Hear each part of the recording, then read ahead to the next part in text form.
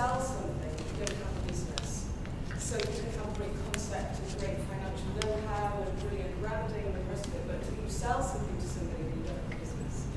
Which is why I love being in sales and have stayed here so long and believe it's the most important part of the gamble, which is controversial in front of all these other functions. But What? What? What are you talking about? Sales is it for me. I'm from the UK, which is a bit embarrassing to say right now because, but yes, that's the truth. I'm from the UK.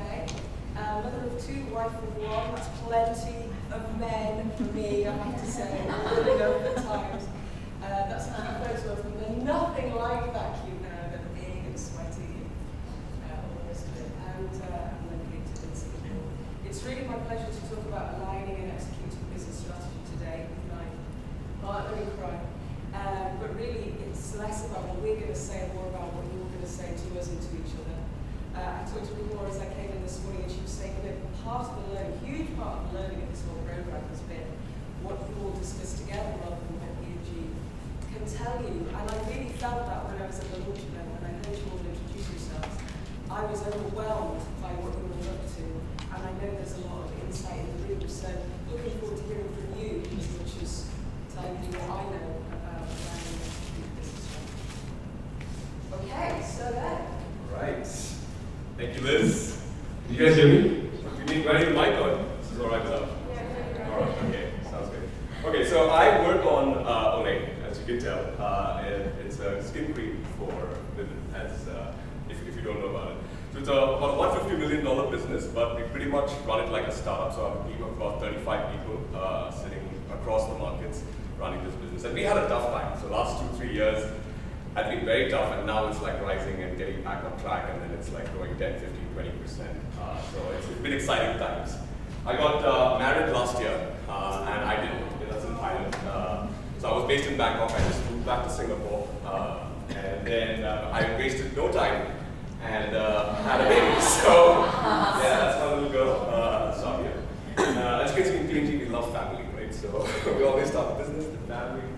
I do invest early stage in some startups, and that's what really excited me, was to see if some of the challenges that my startup founders are facing are similar to what you guys are facing, and are there any cross-fertilization of ideas that can happen as we talk about this session. And lastly, I also love to theater, right? So that's my fifth role, or my fifth passion. So I do a lot of theater locally in Singapore and in Thailand, and I'm staying. Cool. So just a show of hands as we start. How many of you believe that business has two roles to play, both making money as well as doing good for a community? Wow, everybody. Are you just saying it because you believe it's the right thing to do, or like, or just that in the audience you're like, oh, I don't want to be in a community? All right, so no, there it is, and then that growing sense of that, okay, in order to do good for the community, or in order to make a social impact, you need to make sure there's dollars in the bank. Otherwise, it's just a thought, just a dream, right? So there is nothing wrong with what I like to say. Hey, turn a profit, right? Make money out of it, because ultimately, if you don't have that in the bank, nothing else matters, right? So show of hands again. How many of you are actually running profitable businesses, and how many of you are in the profit hour in between? Okay, and you're paying yourself salaries, like you're taking out your salary, everyone's comfortable, all right? And some of you are still not yet profitable, right? A lot of my companies are not. So, not for a long time, but you are looking to get profitable, I'm guessing, right? And how many of you are in the startup stage and are looking to get into the scale-up stage, and how many of you are in the scale? So let's start with startup. Well, how many of you are in the real startup stage? You're still figuring out your business model, how to make it profitable. So a big, quite a few, let's say 60%, 70%. How many of you are already starting to scale up? Like you have a business model, you know how to replicate it. Okay, so about 4. Right. That was just to get, yeah, something. Can we be in the middle? I feel that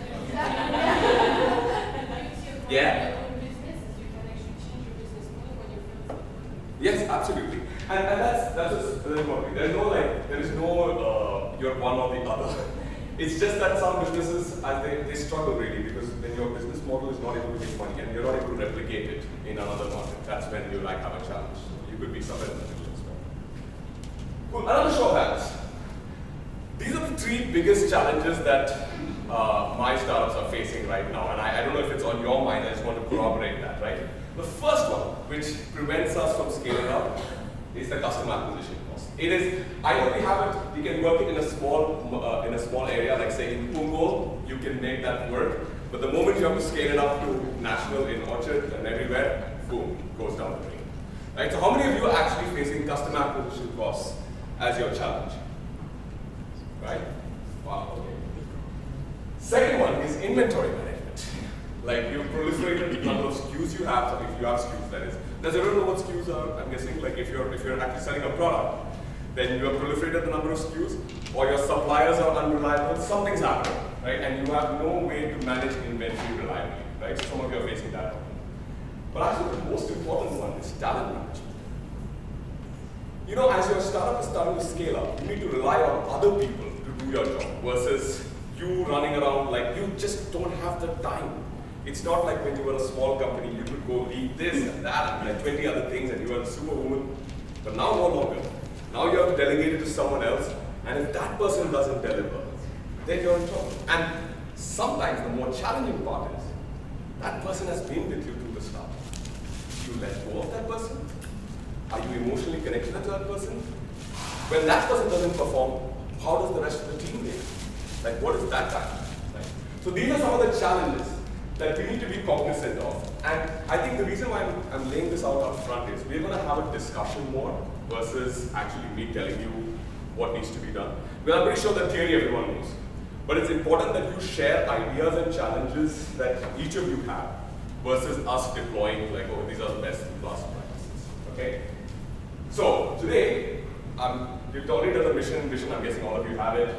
Business strategy, I'm guessing you have either figured it out very clearly or you're getting there. So you're pivoting if it's not working and changing your business strategy.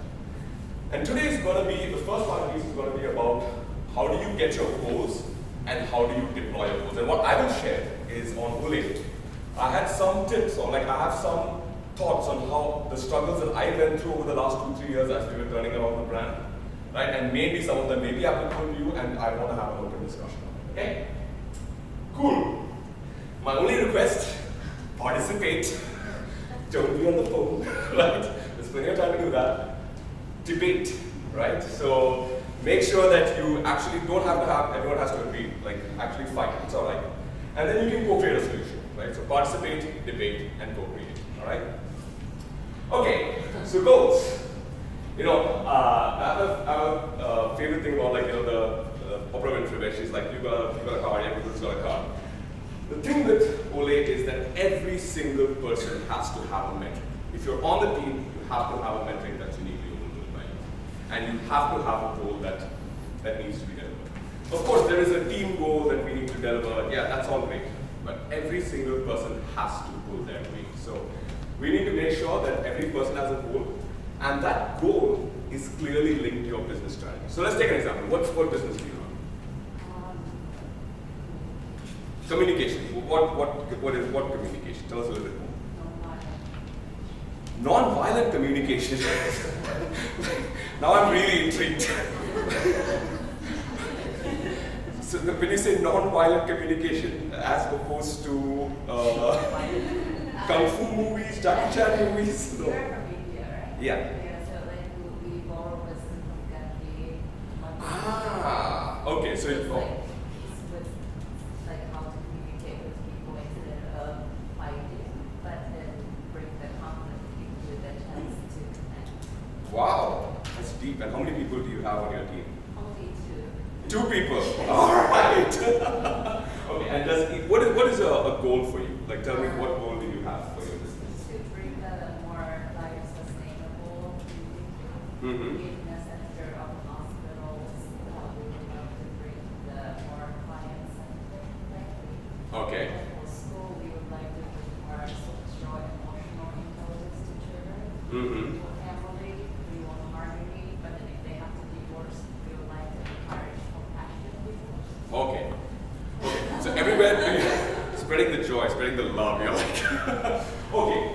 Do you have like when you follow the goal, and we'll go into this, like, so there are some key measures in terms of how we define goals. So what you described to me, and I don't know if you guys have any thoughts, the more specific, measurable, actionable, relevant, and timed they are, very likely that they will get achieved. So what you described to me is sounds like a mission, a very purposeful mission. I think it's beautiful, right? But when you have to work with a team, you may have to give them something specific. For example, you could tell them, hey, you know what? I would like 3 hospitals this month to start piloting this whole special care. I want to see it. That way you will know, is it done, is it not done? Right? So they're going to go, yeah, go ahead. So, related to what you say, if it's salesperson, it's very easy. This is your goal, this is your system. But what do you do with the operation? For example, the operation, the one after sales operation. So what they need to do, they just need to make everything happen. Make it happen, right? No, really. So the salesperson go, meet the client, send the quotation, give the operation. So they will happen with the quotation, with the prices from the suppliers and manufacturers. And then they need to make it happen. So there are many quotation needs to be done and many projects, ongoing, and they need to make it happen. But I don't know how to be measurable, specific, because I don't know which project do I have, which client will contact us and say, we need this, we need this. It's very, this is where I find it how to measure. Okay, so there are 2 ways, and I want to hear from other teams who are having the same challenge as well. So the question is about, yes, for the salespeople it's very easy. You can give them a target. You can say, hey, go sell this, 10 pieces of it in this by this month, right? What about the team that is, say, supplying it or processing the orders? How do you give them a target, right? So what I do is, I tell them, okay, you need to find the most efficient way to deliver that order. For example, if you are selling a service, so you have like, say, you have these 5 chocolates, right? You don't know which order is gonna come, but you're holding inventory of all of this, right? You're holding like, say, $10 worth of inventory. I'm gonna give them the challenge saying, hey, you know what? This is my cash. I need to free up this cash. I want you to tell me what is the most efficient way to serve these orders by reducing this by 20%. Which means I may not hold all of this inventory, but I need to still deliver it within 1 day or 2 days of the order comes in. I still need to find a way to deliver it. So actually what Nurman does, and Nurman, you can chime in as well, right? Some of the targets, so even the same thing, right? So Ole, the orders may spike, the orders may go down. However, the targets we give them is cash and days on hand and SKU management. Which means they need to start forecasting, hey, you know what? Based on the business I've seen in the last 3 months, we need to hold a little bit more inventory of this green. Okay, I'm ready to be part because you have of course. I don't have inventory. Zero inventory. Zero. I manufacture per order. I have samples. Hundreds. But I manufacture per order. So for me, and to make it efficient, we make it efficient as much as possible. With the information system, with making everything as smooth and easy, and so they don't waste time on nothing. So what are they doing then? What do they Making do? everything happen. I met with you, you're my client. You're asking for me to manufacture something for you, so that we contact our manufacturer, and they tell you, okay, I want to look here, I want to look here. Or they're going to look for manufacturing. If you don't have the right manufacturer, They'll go look for another manufacturer. we have many, but let's say if you have something specific, we don't have inventory because it's a business model. Zero inventory. You don't want inventory. Because if I have inventory, I have to sell something that's maybe because if I don't want. I want to design for you something that would be unique For only me. for you. Yeah. So this is why we don't want to have that. So what are the challenges? I have. We don't have inventory here with sales services. But we do have project managers, we call them project managers. And to me, the way I look at them is what we say, like every 6 months, we have a little poll. We say that we need to maybe take time on when you're supposed to serve the client or send the response. You can't, you won't have that time, but like you won't Cases. say, like, you know, cases, so answer the client in a minute, 48 hours. And then we say, for example, I would also say this is, we have a target, also it is a little bit difficult in terms of being very measurable, but we have sort of Happy clients. No, you can measure that as well. If your client recommends you to send them a survey. Yeah. If they're on an 8 to 10, then you are, so everything can be measured. Yeah, so what we ask the client for a feedback, and they will, either they don't tell us if it's happy, but most of the time if they're happy, they will tell. So that's another thing, and then it goes back, so that reflects on the whole organization. And then in terms of I also have a team environment objective for everybody, that, everybody's supposed to sort of take care of everybody. So basically, if somebody is overworked and you finish your task, before you go home at 2 p.m., maybe ask if something is happening. So we have this kind of thing, always ask help, ask if you can help. Another group. So there's small teams, sometimes you can have like, maybe somebody's having 8 projects and then everything's moving in at the same time, there's a little bit of more. Maybe also 8 is like not coming in and then we try to balance it out. So we have that, we can always ask for help. And I think that's kind of Measurable. yeah. That was great. And So beyond sales, obviously sales and profit, core measures for sales people, but for business. For jobs which maybe aren't directly involved in selling, I mean, I find there are 3 key measures: on time, in full, on budget. So did you hit the deadline that you discussed for? Did you deliver it all, or just part of it? And then did you keep the budget?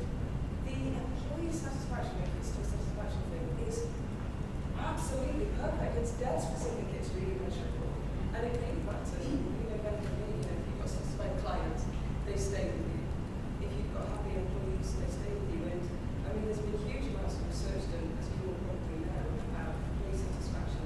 Whether you pitch that as employee satisfaction with the team, or the environment, or the company's reputation, any of those vectors are hugely measurable and really specific. And then, as you know, when you get the measure back, and people say, right, I'm giving you a 9 out of 10, they're all maybe right, I want us to do 10 out of 10 in the next quarter, or next half, or next financial year.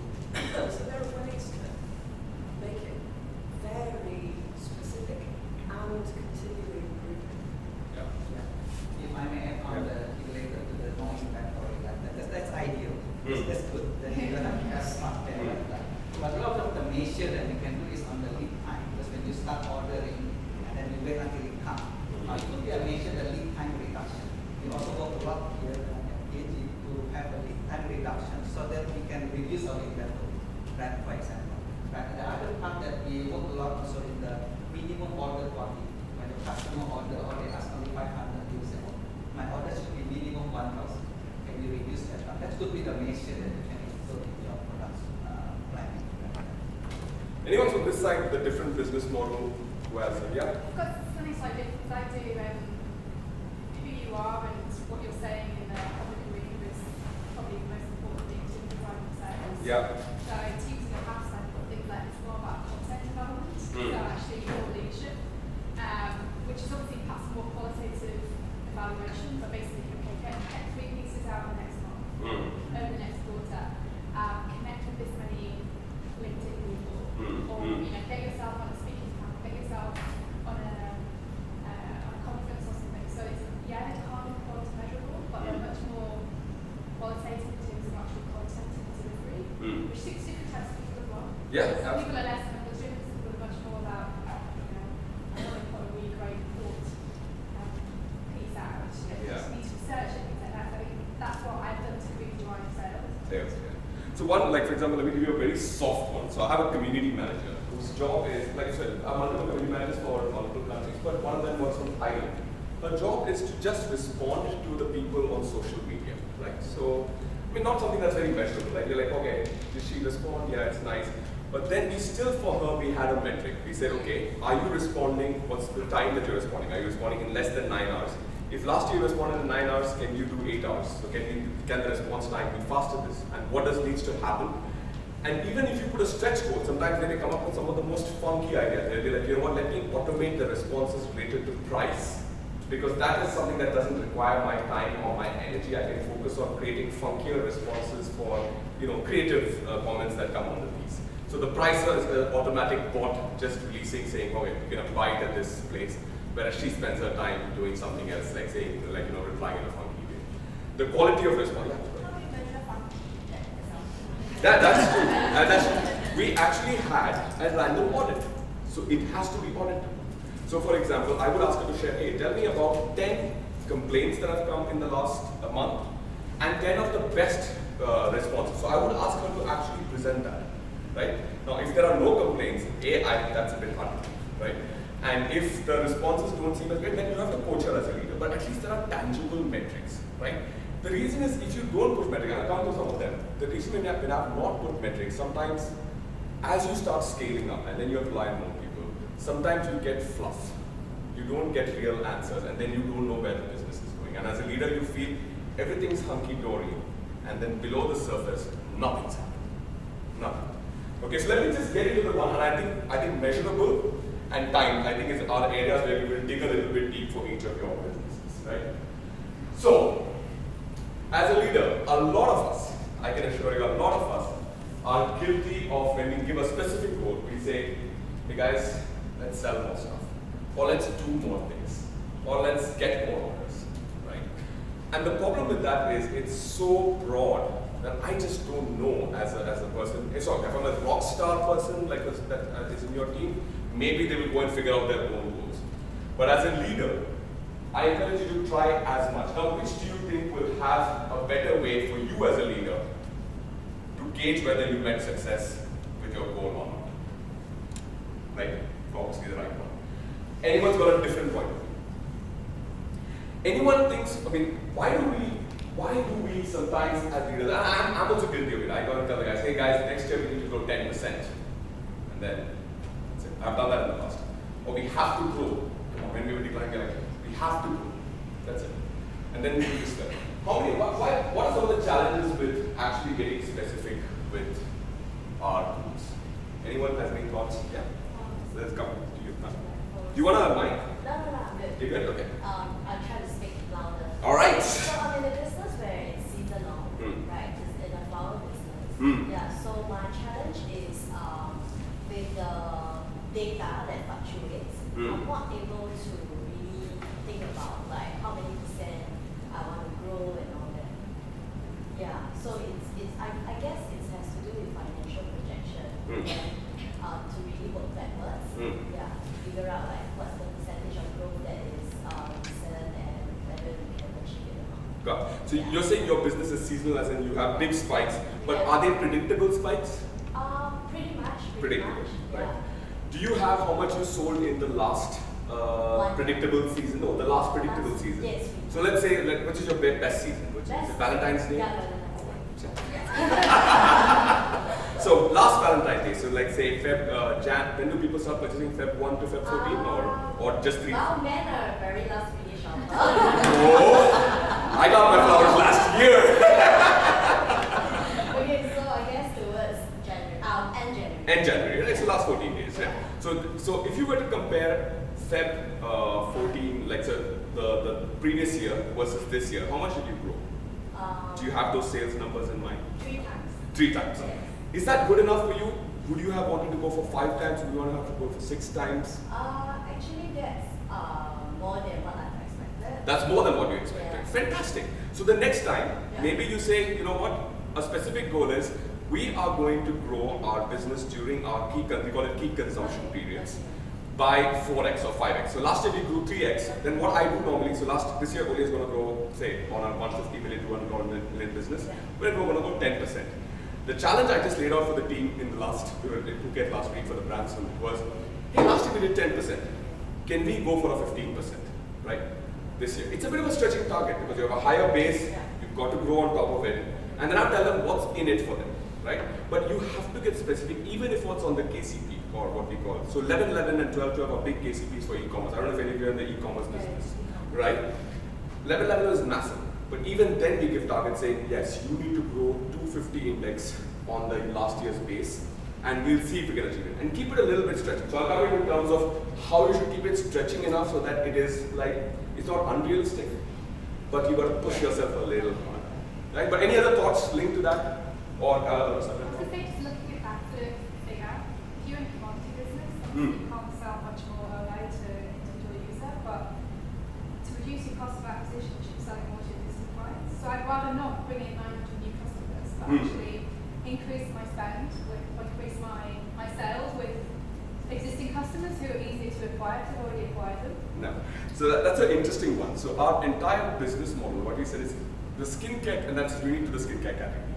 Skincare category is a super low loyalty category, Yeah. right? Like, everyone's cheating, right? Like you have 10 products in your this one, and you keep rotating within a purchase, right? So there is no loyalty in this business. So if I were to think about, okay, I'm going to retain this customer and get the maximum customer lifetime value, it's not good.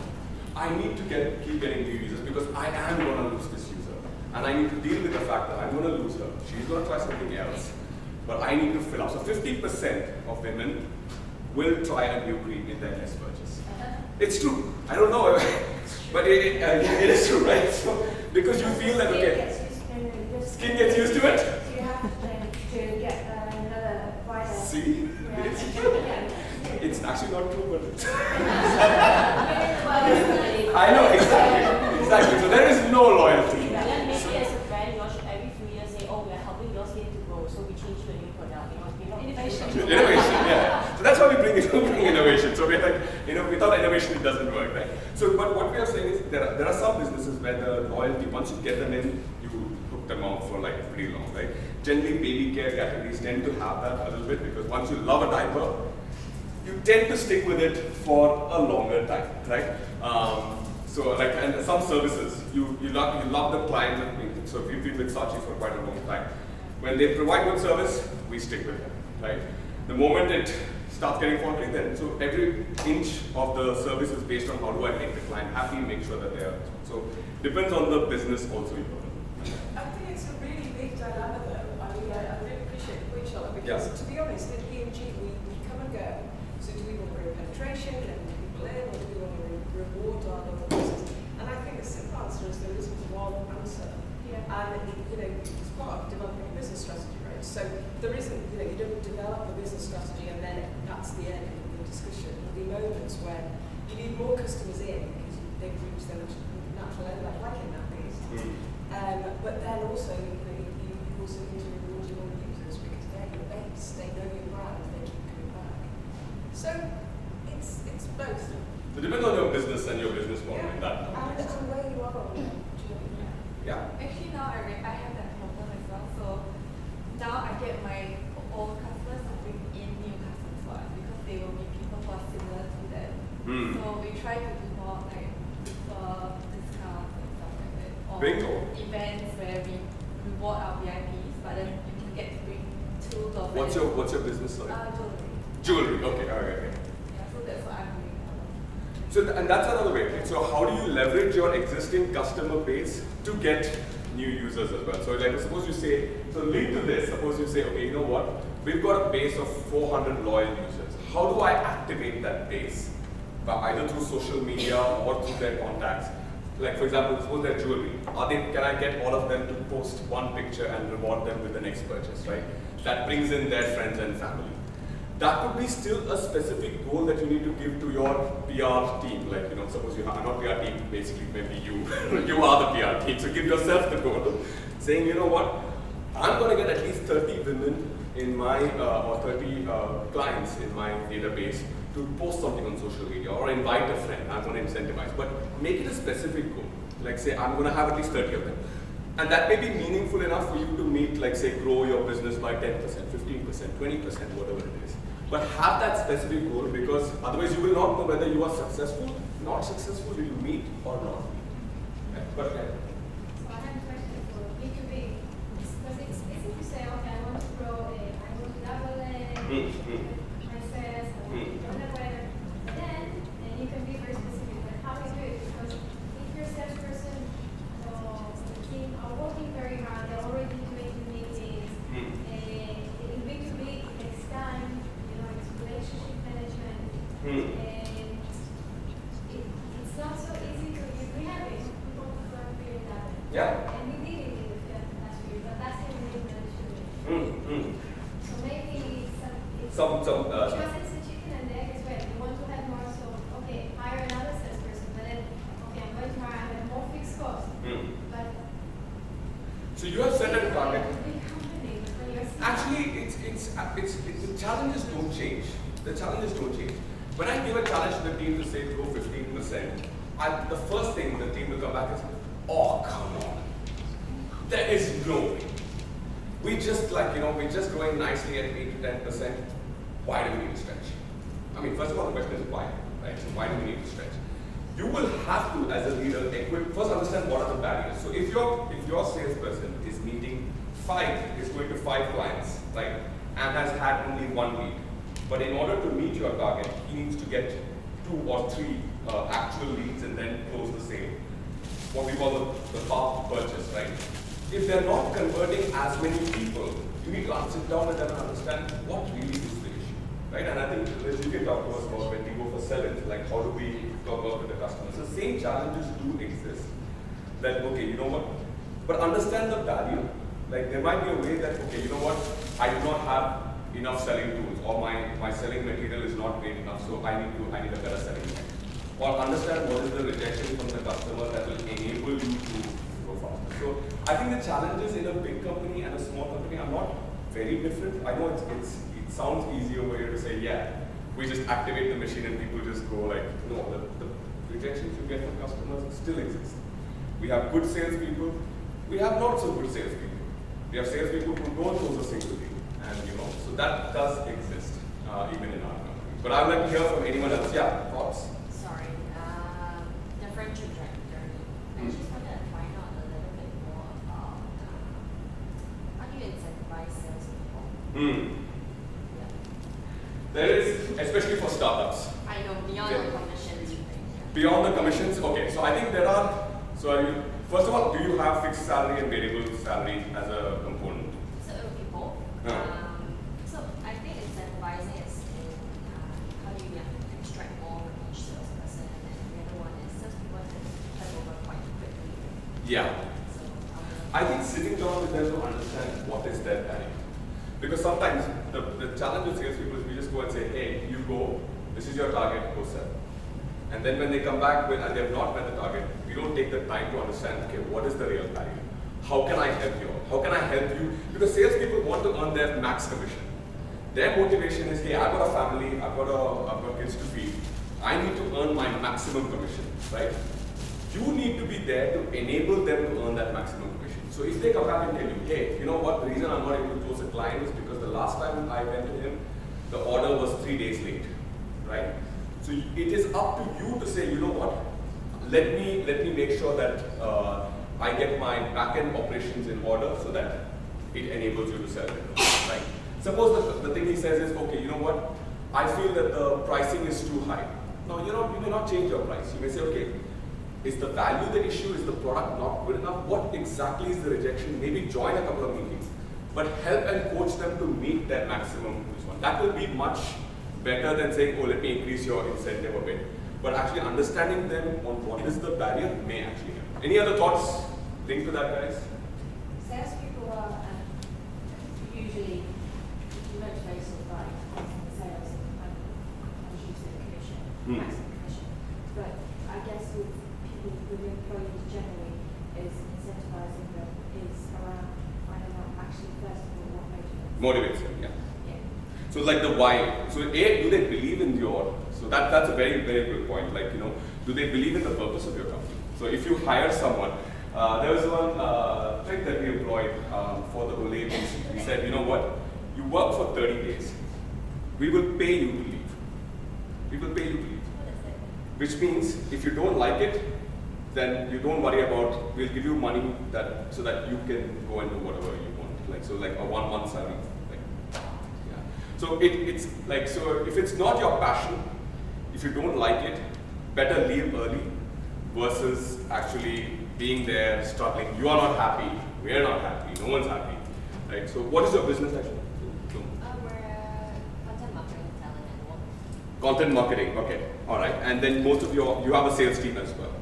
Yes. You have a sales team, all right. And are they involved in the products? I mean, are they fully ingrained into like seeing what product or content you produce? Do they believe in the spirit of your? So we're a technology platform. Okay. So what they sell would be subscriptions, or they sell to okay. enterprises. Got it. So So I think that's a great point. First, I think start with the why. Why are they in the business? So even for Ole, like what I tell my people is, it's not a skin cream alone, and then we're elevating our thing to how to make women fearless at any age. So we do fight age, our creams do fight age. But I think beyond that, how do we actually break some of the social stereotypes that Asian women have to go through related to age? For example, in Thailand, if you are single after 30, it's almost like your life's over, like you're dead, then people call you what, like I don't know, the words are unmentionable, right? So that's there. There are other challenges linked to age as well, so which people, or either social stereotypes or internal pressures that we have, or self-doubt. So how do we combat that? And people, once you start seeing that content come out from Ole, the folks who are working on Ole are now proud to be part of Ole. They're like, oh man, it's not just the sales results. I actually am making something that feels good, right? So I think that's a great point on the why. And the second one is, if they're not part of it, then give them an incentive to leave quickly versus hang around, and then really sit down with them to understand why are they not able to close the deal, right? So I think those would be three. Any other ideas? Yeah, just one other point. I mean, I think we've covered most of it anyway, but the talent management point at the beginning of your slides, who you hire and then how you develop them make all the difference to how people make sales. So I don't want to get too far on topic and talk too much about recruitment, but that's key. Are we on time, off time? What's that? Miles of time. Miles of This is time. great. This is great. This is great. Yeah, I think one of the other things that I've seen really motivates or incentivizes salespeople is recognition. So if you have a few of them and you're able to appreciate them at the company level and really showcase the work that they're doing for the organization, and it doesn't necessarily. And I think one of the things that companies end up doing is only recognize numbers. But I think there are a lot of salespeople for whom doing things the right way is also very Behaviors. important. So recognizing both, of course, achievement and the numbers, but also in terms of does this person really stand for the values of the company and is helping with that. So that, I mean, salespeople by nature, I think, love all the attention. So giving them some of that also helps a lot. That's fair. So rewarding not only numbers but also the behaviors. That hey, this person tried something new. May have worked, may have failed, but at least that they went out of their way to make something happen. That's. Anyone else linked to this? Or shall we just keep going and then I think it's linked to this as well, right? Like so, how many of you will have running like a team of 5-6 people, and when you ask them like, hey, why we didn't meet this target? The first thing that is like either everyone's like, there was a team goal, no one was held accountable. So everyone's like looking back, like, we didn't meet our targets, guys. What happened? That's it. Or, you know what? I did my job. Like, you know what? I was ready with the product. The sales guy didn't do it. The sales guy is like, you know what? I tried everything to sell, but like, you know what? The product menu was crap. The product R&D was like, you know what? It's not my fault. Someone's always blaming the other person. Right? So one of the two scenarios happens and nothing gets done. So what I really found helpful is to hold the team. Of course, has to deliver the overall goal, but holding one person accountable generally helps. Any challenges with this in a small startup? Yeah, I mean, one person has to wear many hats, right? Yeah. Yeah. So I think my company actually go through this. Mm. In fact, yeah, it's exactly the scenario that you're talking about. Like, why we didn't hit a certain target, and everybody will look at each other. It's like, yeah, because everybody is doing Multiple. Yeah. What would be good? And that's great too for the Ole team as well, right? Because I need people to multitask. I can't afford like a huge bunch of people. So like, you know what? I need more people to multitask. But I still have one single person, like saying, hey, for Feb 14, you are the single point. Everyone will help you. You will be in charge of operations, you will be in charge of this, you will do your multiple roles, but if the sales target, you have to hold one person accountable who will make it happen for you, especially if you're planning to start scaling. So this is like building your muscle to move from, if you want to grow your business faster and faster, and you want to have to rely on other people, this is a muscle you will have to build, which is saying, I have to hold you accountable, versus taking on everything or the weight of the world on your shoulders. You will have to start delegating. How do you manage the feeling of that particular role of being held accountable and for example we do honest fulfillment for Yeah. e-commerce, right? Yeah. So the person naturally will have more responsibility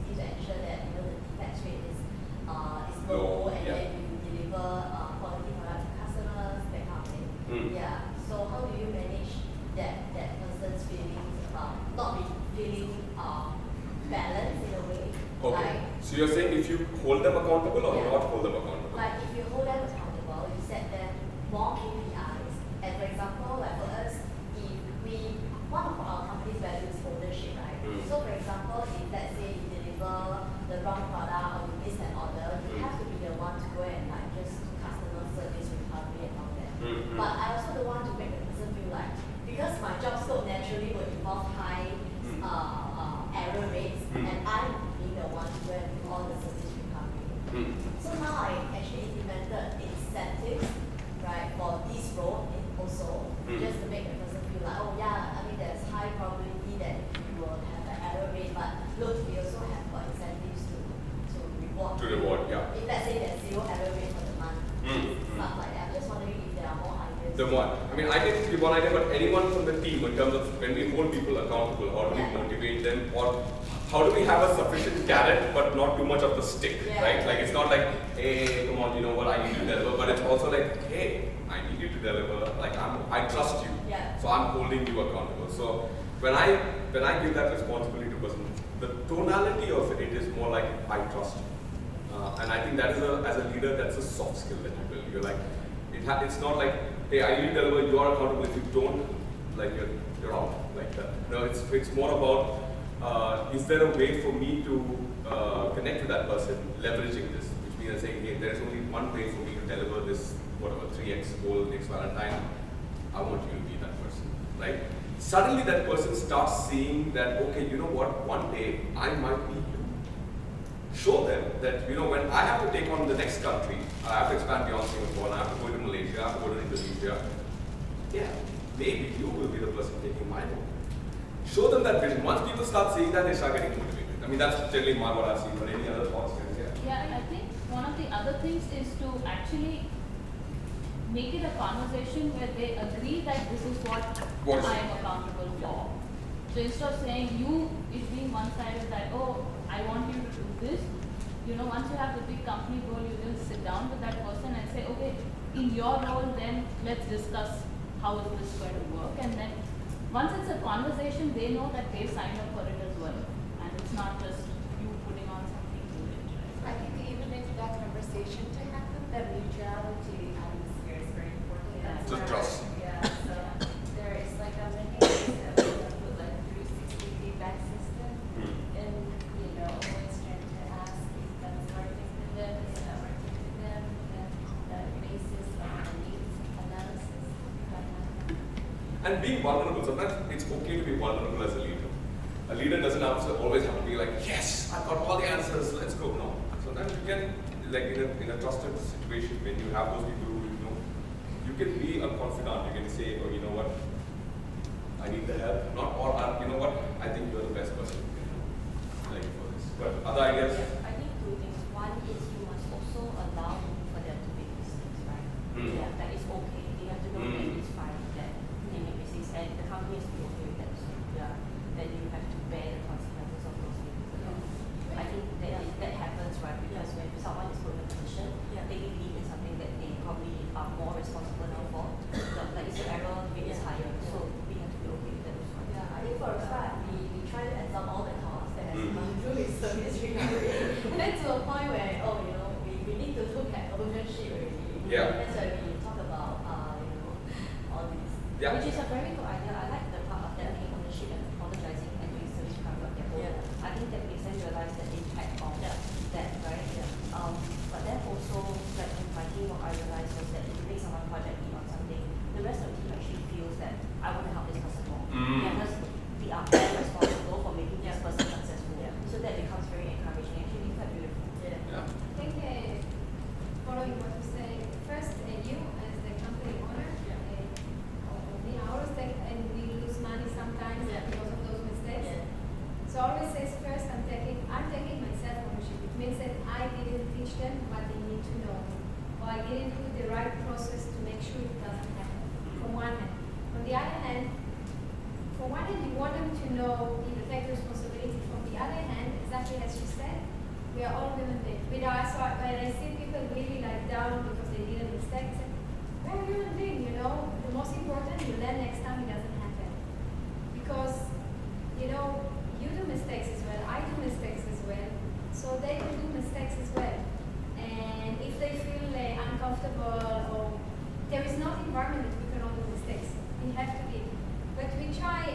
figures to make them sure that it's less as possible so we don't have to suffer so much cost. And it happens in the past, and it probably will happen in the future, but with the right processes.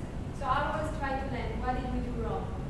Why did it happen? For example, we ordered something for a client, my salesperson said, yes, they confirm, I have an email, and then we did it, and then they said, no, it's not what we actually want. And I already did everything. Then you scrap that entire order. Yeah, luckily it only was a few hundreds of dollars, not a few thousands, but she didn't give them the sale order to sign. They didn't sign the sale order, and I didn't notice it. So from now on, so in the CRM system, nothing moved in it. Operation will not do anything till we have the sale order signed. For example, this one example, I give you many. But every time, so this is what we do. You know, sometimes there are things that nothing you can do. Like we order boxes for something, and my operation forgot to order the foam inside, so I had to pay for a second delivery, which is. But you know, she felt so bad, and she was like, I thought that she's going to cry, and I told her, you know, we do mistakes, you know, it happens. Next time we try, it won't happen. You know, what can I do? There is something over there. I couldn't think about the process, you know. And not everything can. Sometimes there are things beyond your circle of control, influence, and even godly useful. Like, and then you say, yeah, it's alright. You know what? Those are the ones you say, I don't think I need to put an additional process because that's just going to slow the system down. And then you say, you know what? It's fine. I'm okay to live with that. But for the rest, I think the ideas are phenomenal. Yeah. So yeah, we'll keep going, and I think we'll keep the discussion alive. Measurable was one of the topics that we talked about. And I think everything can be measured, right? So the reality is, no matter what you do, find a way to measure it. Because I'll come to more, I talked about the VCs, right? So I had a new user target for VCs. So I said, hey, you know what, the best way for you to earn your commission is to get new users versus just relying on the existing users. And they would all say, yes, we've achieved our new user target. We got 3 new users. Right? So I'd be like, oh, amazing. But it was like operation successful, patient dead. I've got 3 new users, but my business is declining at 18, right? So like, or like 20% decline on this. I'm like, how is this possible? So then we started it's unfortunate, but sometimes as leaders we are very, very benevolent, right? We're like, hey, I'm leader at heart. We just put in a random audit. We found that 50% of the new users that were being reported were actually not really, they were fraud, right? So they had just, because they were under pressure, they had signed up to put fake numbers. So I realized, okay, first of all, maybe that metric was not right for that, which I need to relook at that.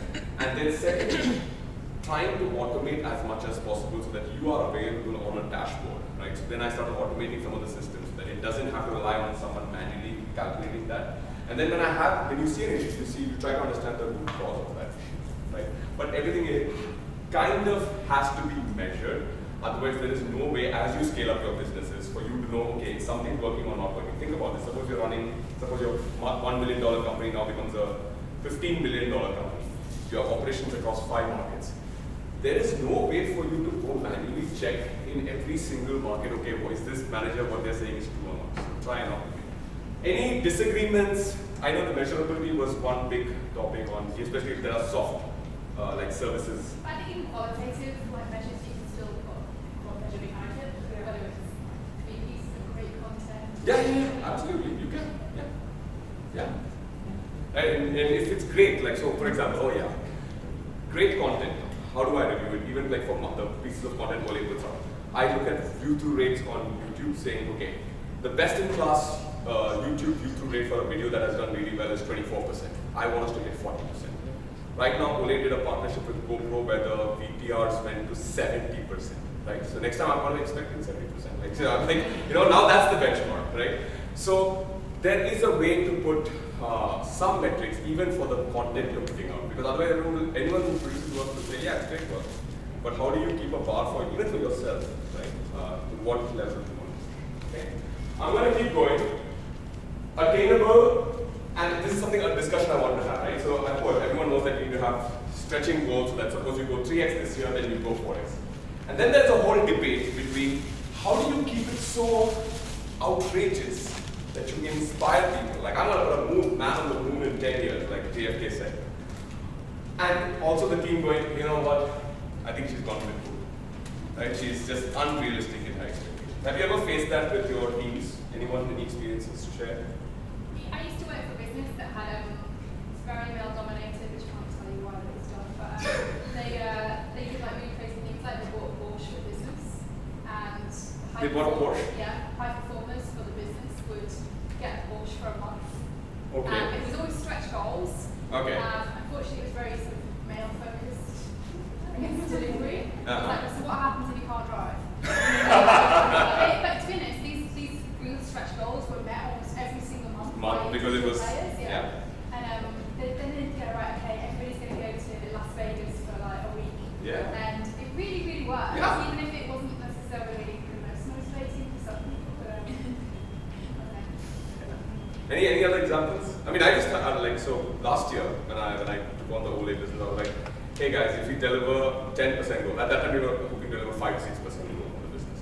I was like, if we can smash it to 10%, I'll take the entire team to Thailand to Phuket to a nice resort. The team delivered 14%. I was like, what? So I got like, and I had to scramble around money to find like to pay for all the hotels and stuff like that. And now the team is like, okay, what's next? Where are we going next? I was like, 15% we go to Australia. They're like, all right, let's game on. Like, you know what? It's like some of those intangibles. There will be a bit of like, how are we gonna get there? Like that, but then we'll figure the way out as we go. But you know, some of those soft things do help to keep it stretching enough and with a nice reward. Any other examples, guys, from your businesses? What's your business? Any thoughts?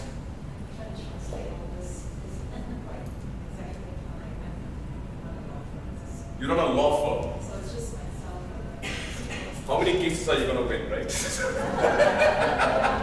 How many cases are we going to win? How many clients are we going to serve? I mean, it's very hard to do. It's a way,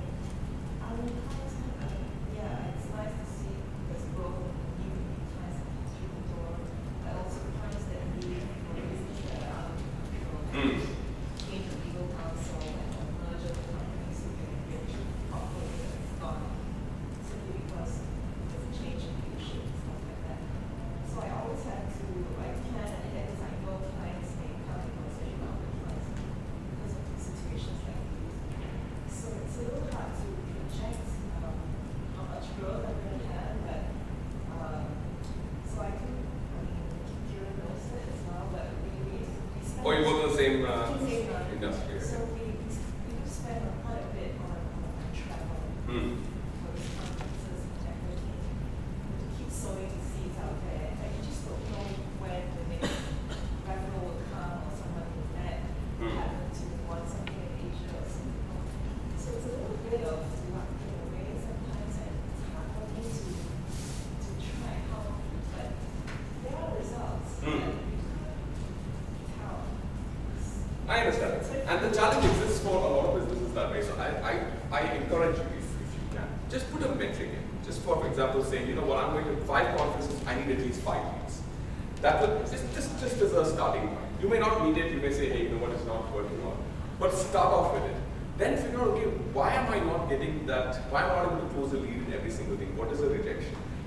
It's tough. I'm not saying it's easy, but if you start doing that, you may have a better chance. If really the motivation is that you need to grow faster, you may come up with some thinking in terms of, okay, why are we not able to close a lead in every single conference we go? It's right with like clients. What is someone else doing? And maybe you can learn from each other. Like you can be like, you know what, that company was able to close 20 leads in that conference. What did they do right? Learn from competition. I don't know. You know, it could be something that It's very hard to understand what happens. To be honest, we go for a few conferences and then you meet people, nothing happens, and then suddenly someone will just walk by and like, oh, we know hey, this it's like, person knows this person, and they mention you, and the clients, like people will just show up at my door, oh no, they have this, and I have no idea. I haven't got the point of asking them, okay, how do you find me? So it's a very fuzzy, a German term many years ago, so it's like a fuzzy logic. fuzzy logic. For me too, like I have a similar thing. Yeah. Like my business was based on 100% referral. Then I started this divorcing process. I had to know more, like how much I can earn instead of all my clients refer, and I don't know when I will When? get a client. So like I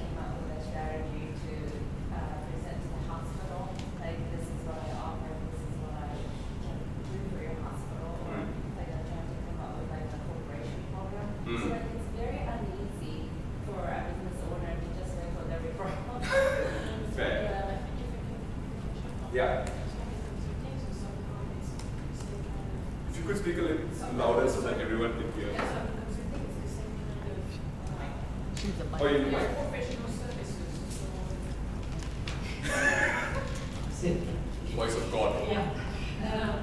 So I think what I find I need to force myself is to say I will meet X number of people this week. You might not get the business, but you're getting the word out there. Maybe this person will refer you to another person, etc. So it's just a simple goal, but it makes a huge difference. All right, I'm going to keep going. I'll just come back to this one, all right, just in the interest of time.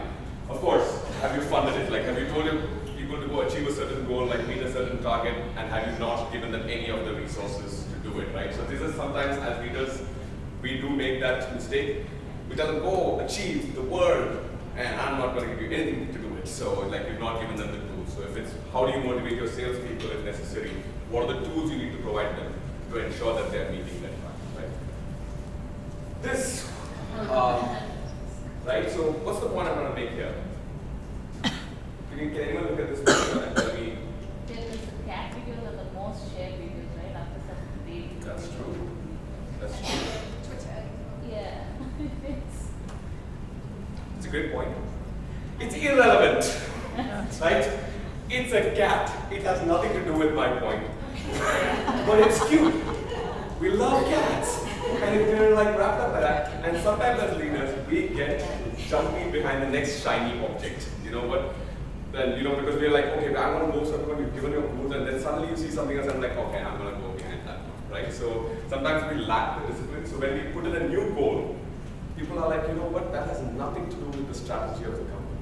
Or that's not how we were planning to do it. We're not, it's completely random, but sometimes we get distracted, right? And I don't know how many of you had that, but with my mind, I'm like, sometimes a shiny new object comes in, and I have to force myself to say, okay, you know what, maybe later.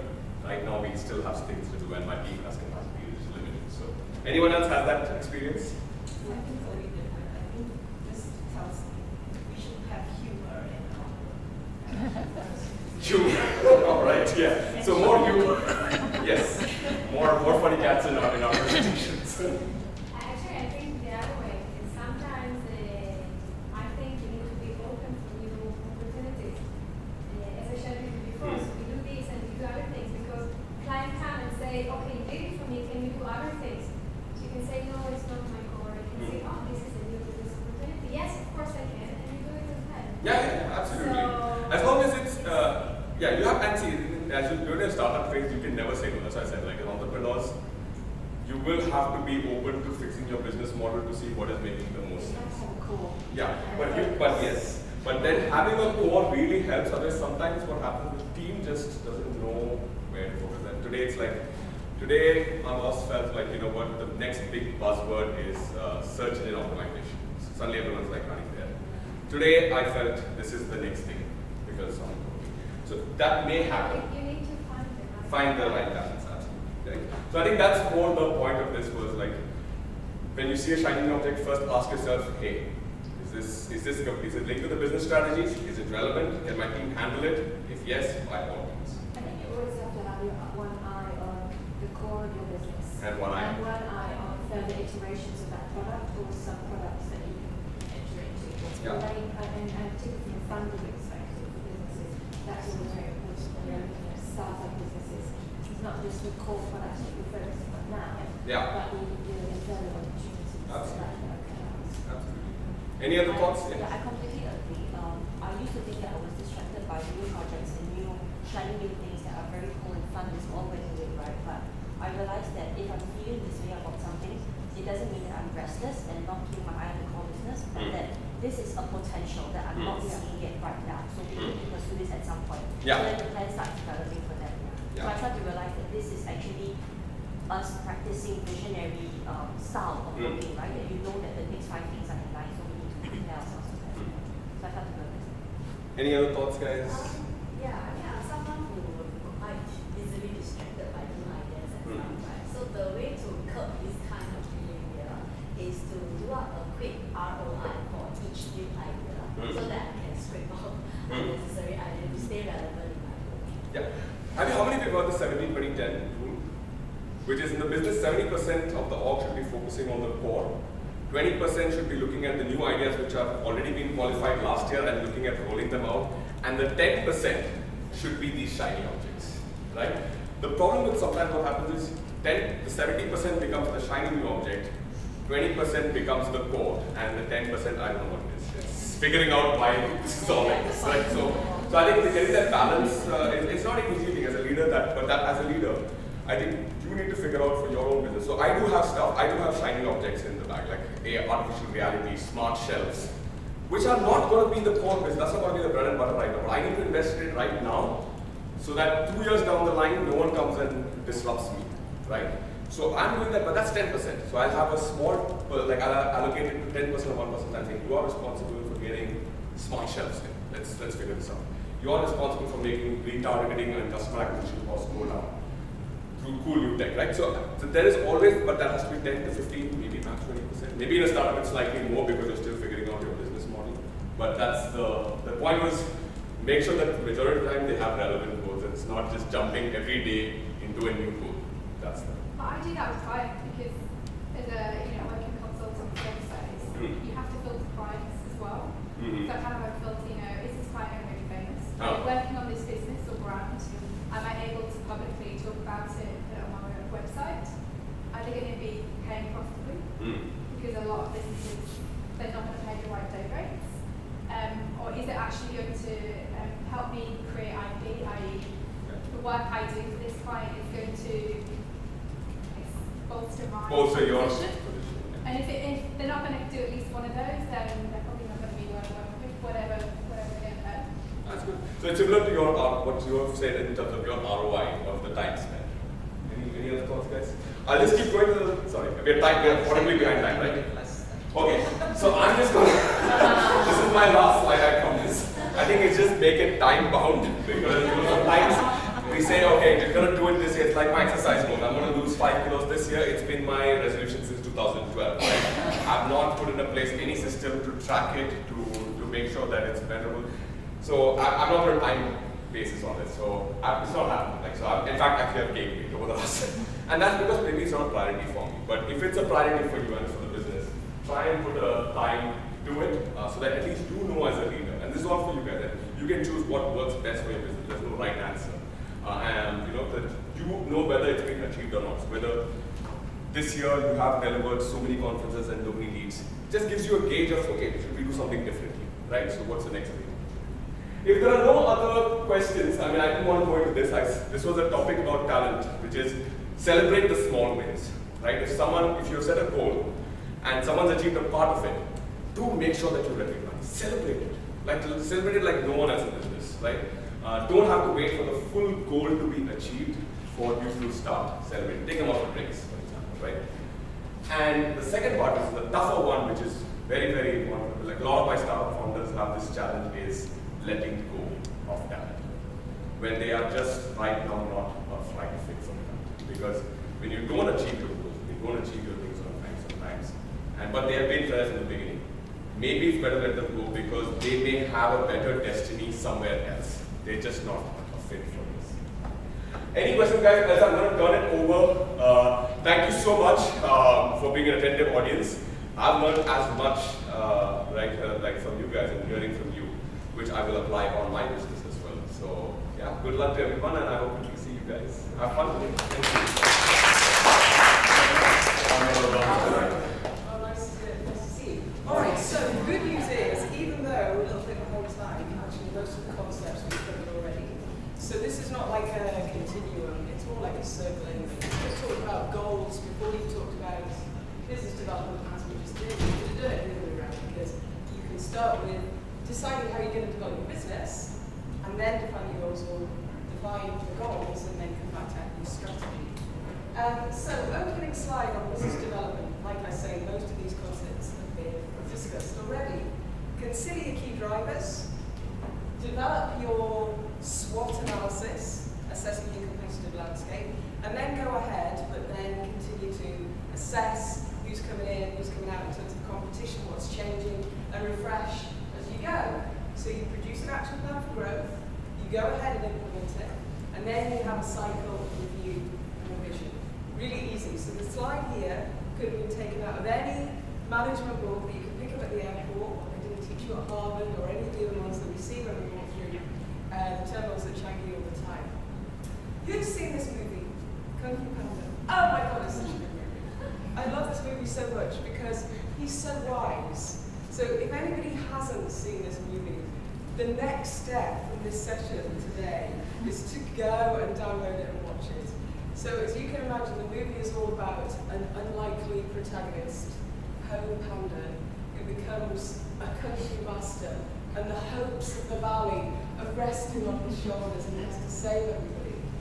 But even though he's lousy at kung fu, his master says, don't worry, there's the dragon scroll that will give you ultimate power.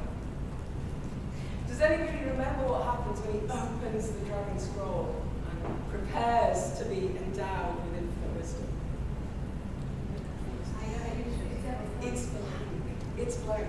And then he talks to his dad about the story, and his dad said, do you know what my special ingredient is, and my special ingredient is soup? There is no special ingredient. So the point is, with all of this stuff, as you know, as you've gone through these programs, there isn't like one thing that you do, one slide in the PowerPoint that's going to make it all happen. It's basically how you put the pieces together and then how you apply it. So if you were waiting for the one slide in my presentation that was going to be, yes, no, it's this one. So I think we're going to play this now, right? It was some expert insight from a person who works for HP, who's dealt with a lot of entrepreneurs in developing the HP business. So she was going to tell us a little bit about her insight. If I click this, will it play? Yes.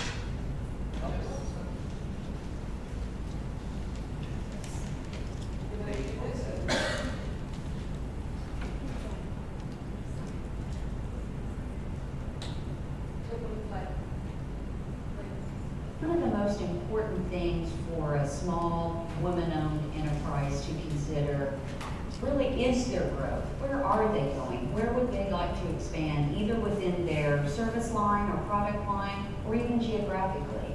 And they can only do that if they have the capabilities to support that. And those capabilities are around infrastructure, and that's both technology, in terms of their ability to communicate and process their goods and services via the internet, frankly, but it's also around the infrastructure relative to their own staff. Do they have the right resources in place for that growth strategy?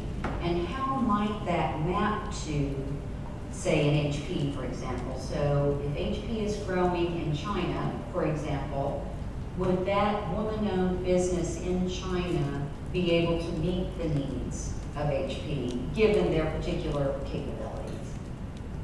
Okay, so she's touching on some of the things that we've already talked about. Things like, do you have the resource? Do you have the skills? Is this a market you want to be in? And then you build the plan to deliver it. Because all of these are choices that you can make, but then you need a plan to actually see it through. Who has seen a SWOT analysis before? Who has done a SWOT analysis for their business? Okay, so this means that we can go really fast. So strengths, weaknesses, opportunities, threat. When you first started the Week of Ed program, do you remember you were asked this question about your business? What are your company's 3 greatest strengths? Do you remember filling it in? Well, I'm about to tell you what you all wrote. You ready? See if this provokes any memories. Okay, so I went through the verbatims that you provided. So you were asked to say, what are my company's 3 greatest strengths? And I was fascinated by what you all wrote in the paragraphs that you submitted. And then I had a go and try to put them into, okay, if I had to codify the general themes, what are you calling out? So, most common strengths that you called out in your business. Quality. The quality of the service I'm providing, or the quality of the product that I'm delivering, makes my company stronger than competition. My ability to focus on the customer, to tailoring what I'm serving up to customer needs, delivering what they want when they want it. My product and brand standout. Now this is really hard to do because frankly, in this day and age, there's very few unique ideas. And I like to be the only person doing whatever you're doing in any given market. So saying actually my product stands out or my brand has great standout is a big statement. Responsiveness, culture in my team. So a lot of you are really proud of the people that you work with, the people that you've hired who are in your business. And you all actually talked a lot about the people in your business and how fabulous the teamwork is.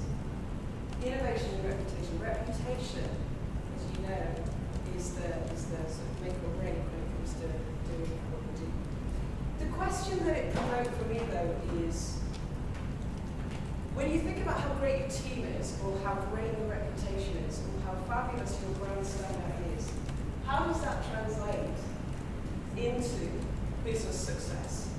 So they could be great people who really care, but still making lots of mistakes and delivering lousy results. So what we're going to do next is revisit the idea of a SWOT. Remember what you wrote, now that I've reminded you about what the strengths are of your company, but try and frame it through the idea of how does this actually develop my business? How can I actually make sure that I sell more, make more profit, have more influence, whatever you think your primary goal is going to be after the told us all about how to set goals. And then think about the other side of it. What is really going to impact my business badly if I don't pay attention to it? So we are going to do a group exercise. You're going to leave your chairs and gather around flip charts and have a go at putting a SWOT together. Now, I put you in teams.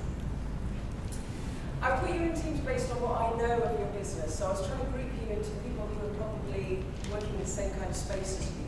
So then you come from a common point of view and we can go relatively quickly. If you're looking at where I put you and you think, no, I need to be in another group, that's absolutely fine.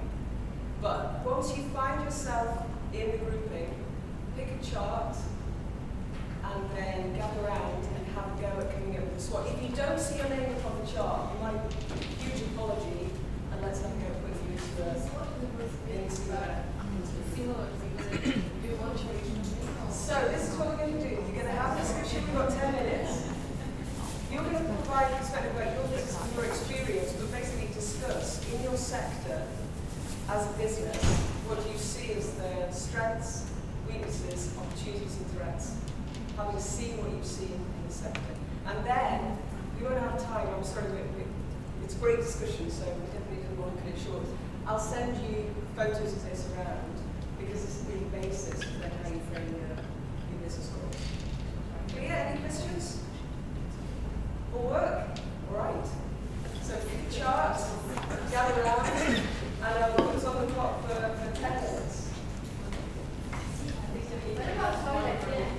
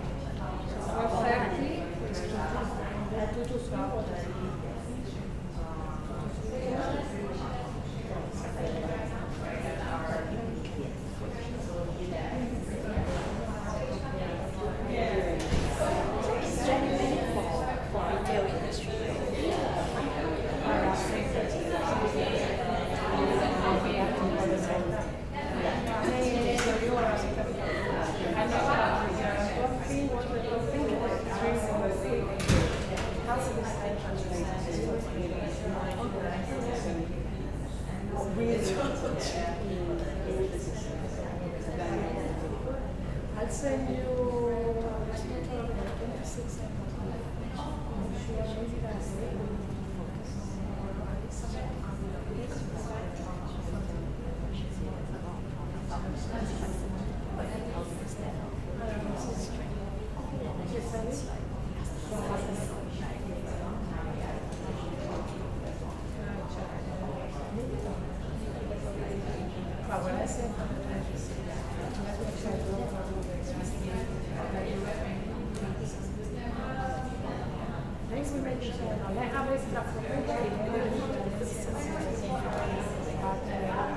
That's happened, but I was thinking already in the moment in the video, because the places is a place we have all the trainers, all of them, or yeah, just we see what fits. That could be, I think, it would be a trainer. So I would think it's some elements that we need, and then we bring somebody and then somebody else. But especially when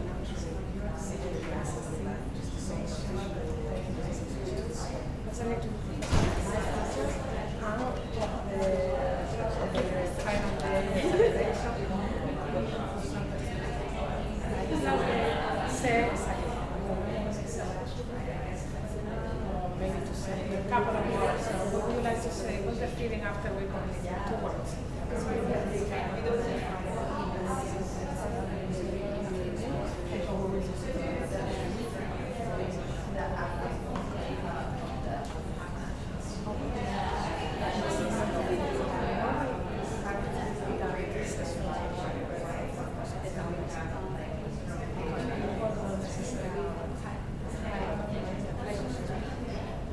So she insists.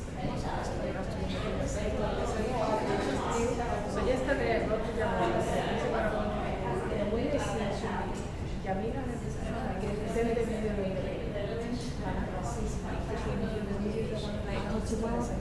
my friend. To engage the audience, now I'm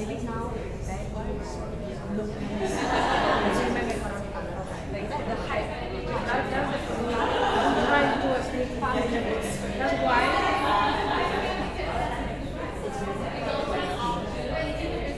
No, Yamina, we have talked to her already. Yesterday I sent her an email and she said, well,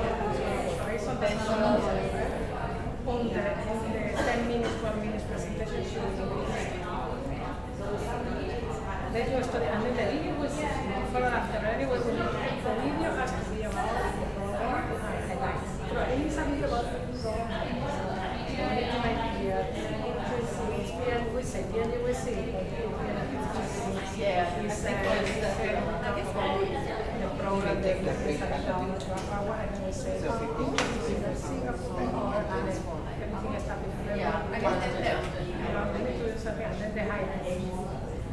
We will do this with the studio or with the agency that has done these videos. I talked about it.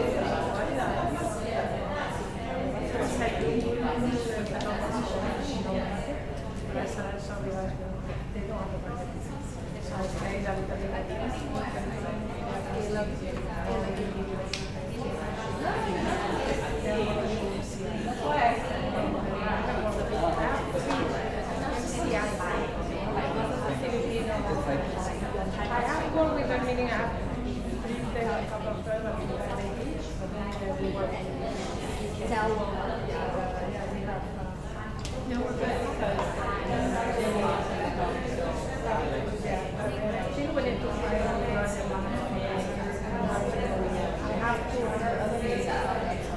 I need somebody, and I will work. It's not that I want to just, but I need somebody.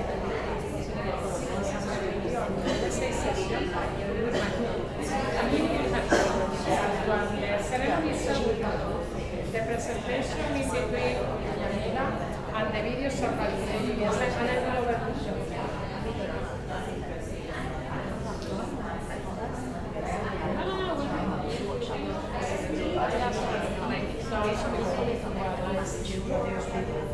that's why when you come to sick, we are with somebody. Yes.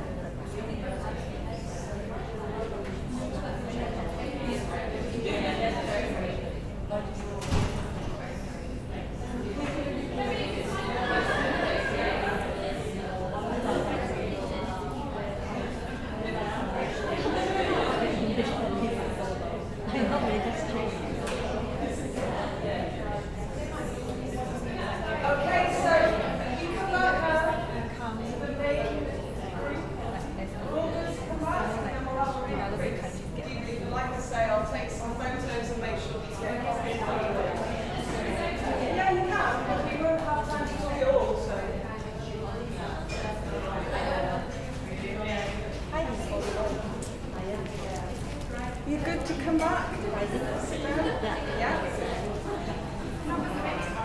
I didn't get to hear it. Has it gone out? Was it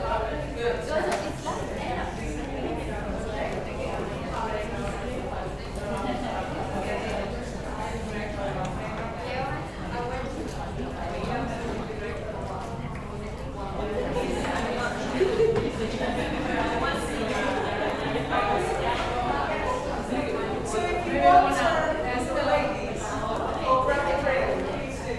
No, but please, we are a little bit tight for this session, but of course the bio break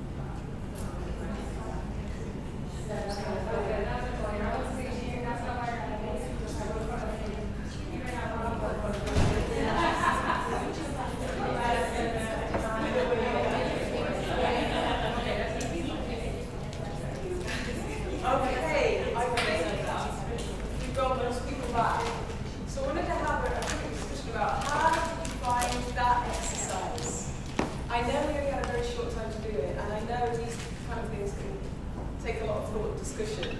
But anybody got any perspective on how you found that to put together a SWOT about your particular sector? I think we found it quite consistent.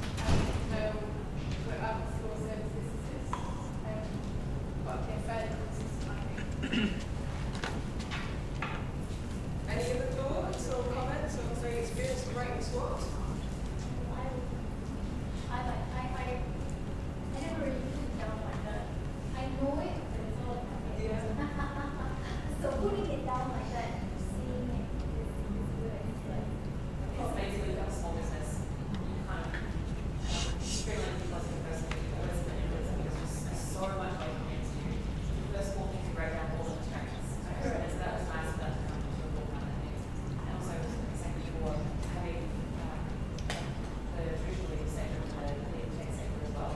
Our strengths and our needs are sometimes quite different. So people might not they're just not vice versa. Good, that's strength. And that's very strong.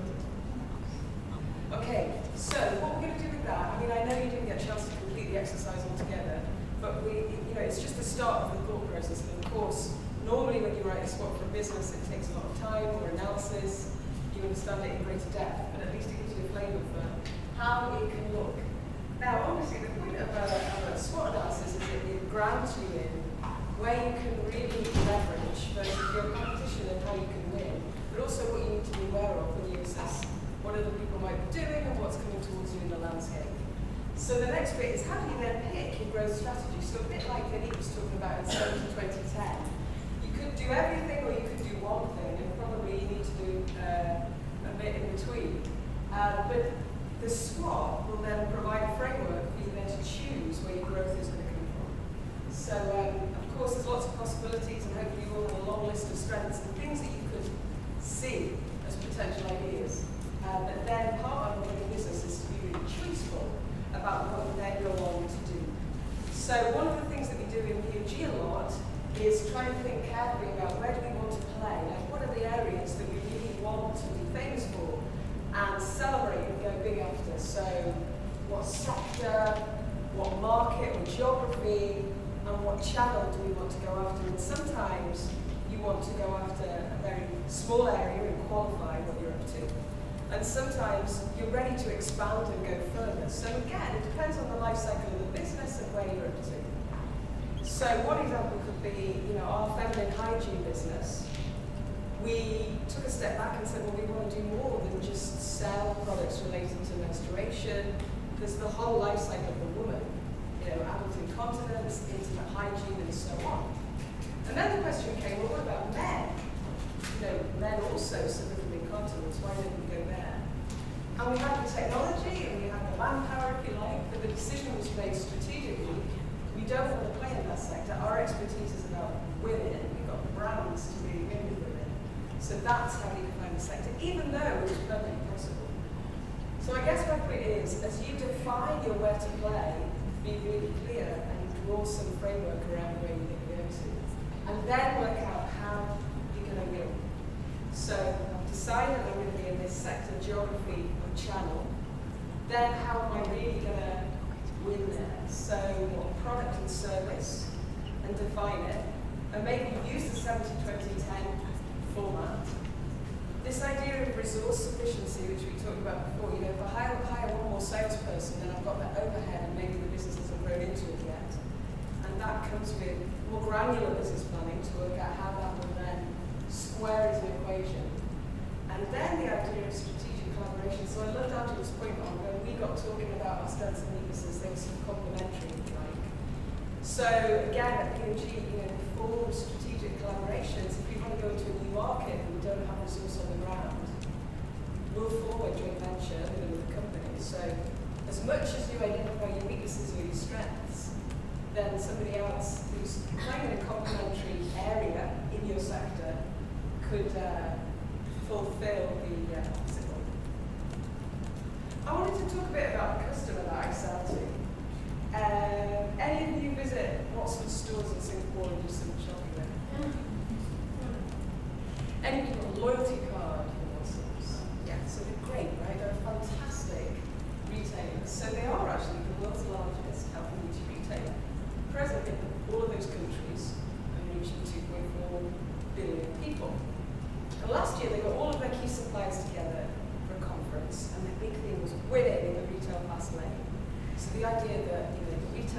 is changing so rapidly, we've got to do things differently, you're a key supplier, how are you going to help us win in the retail outside scale? The way that they came at defining their strategy and what they shared with us was a sort of a combination of sector, geography, and channel. And they were dead clear about the choices they were making. So they said, much as everybody in the industry is telling us, retail's dead and it's all about e-commerce and don't open any more shops because you don't need more shops, you need to go online. AS Watson said, well, we are going to keep on opening shops. So we're going to open 1,000 shops a year. That's a pretty big statement, 1,000 shops a year. And they're the only retailer on earth who says, we're going to keep going with bricks and mortar, like it's the only channel. We're also going to develop our online business because what we think is shoppers will spend more if they can come to store and they can buy online. So that's our strategic choice. Regardless of the industry perspective, that's what we're going to do. One new store every 7 hours will drive our customers into store. In terms of the categories that we're going to focus on, we're going to be really deliberate about going towards categories that are expandable and high margin. So we won't sell garden furniture, we won't sell mobile phones.